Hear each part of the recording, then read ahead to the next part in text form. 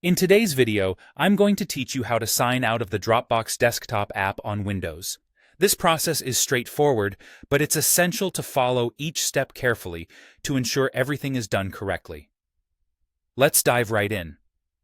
First, you'll want to locate the Dropbox icon in your system tray. This can be found near the clock at the bottom right corner of your screen.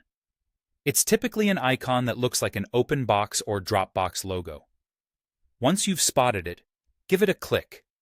This will open up a small menu with various options related to your Dropbox account and settings. Next, you'll need to click on your avatar, which you will see at the top of this menu. Your avatar may appear as your profile picture if you've set one, or simply as your initials. Clicking on this will reveal a drop-down menu. From here, select the option called Preferences. This will open another window, bringing you deeper into the settings of the Dropbox application. In the Preferences window, you'll want to find and select the Account tab. This tab is crucial because it holds all the information and options concerning your Dropbox account on this computer. Take a moment to browse through, and you'll find an option labeled either Sign Out or Unlink this computer account. The wording may vary slightly depending on the version of Dropbox you have, but the effect remains the same. This option will disconnect your Dropbox account from the computer you're using. Once you've clicked Sign Out or Unlink, Dropbox will prompt you to confirm your action. This is an important step because it ensures that your decision to sign out is deliberate.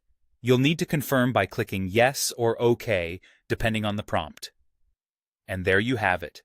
You've successfully signed out of the Dropbox app on your Windows computer. One more tip before we wrap up.